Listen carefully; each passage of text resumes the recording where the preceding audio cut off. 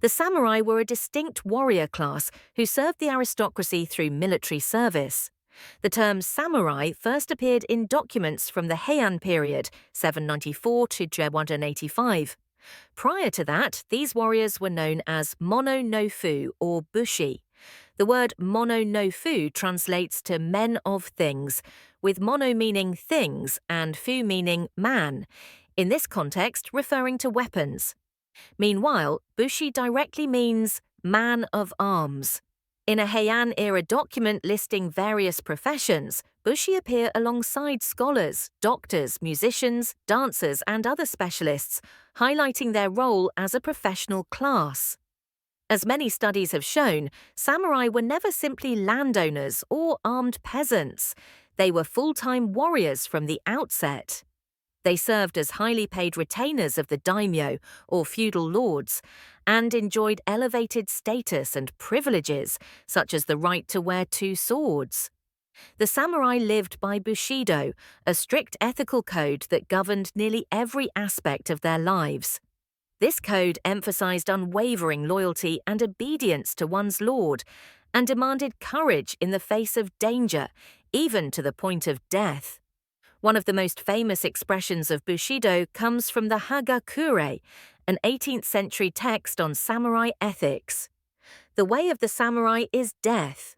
When a samurai is constantly prepared for death, he may unerringly devote his life to the service of his lord. Failing one's lord brought unbearable disgrace. The only way to restore honor was through seppuku, also known as harakiri, a ritual suicide involving cutting open the abdomen with a short sword to release one's spirit. This agonizing act was considered a way to die with honor. Bushido also emphasized a life of simplicity and purity. A samurai was expected to carry himself with dignity, humility, and quiet confidence. Proper behavior extended to every detail, from how to walk, bow, and use chopsticks to how to decapitate enemies and display their heads after battle. Honesty was a pillar of the samurai ethic.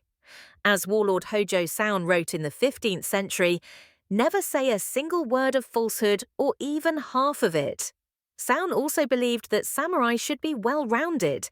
He urged them to study poetry and literature alongside martial skills, saying, "Hold literary skills in your left hand, martial skills in your right. This is the law from ancient times." Marriage among samurai was arranged, often through a go-between of equal or higher status. For upper-ranking samurai, this was essential due to limited social interaction with women. Lower-ranked samurai also typically married within their class, though unions with commoners were permitted.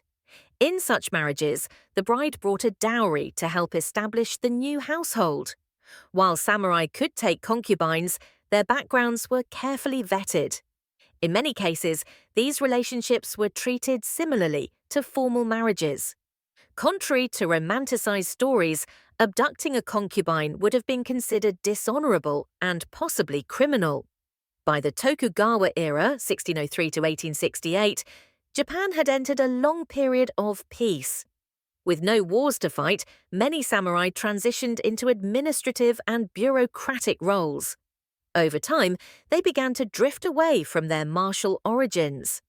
Eventually, during the Meiji Restoration, the samurai class lost many of its privileges. The emperor abolished their exclusive right to bear arms and replaced the samurai-led army with a modern, conscription-based military. Samurai could no longer attack commoners for perceived disrespect, and their social rank began to erode. Some adapted by becoming soldiers in the new army, entering government service, studying abroad, or joining the academic elite. But by the end of the Meiji era, the samurai had lost their dominant role in Japan's military and political landscape. Their era had come to a close.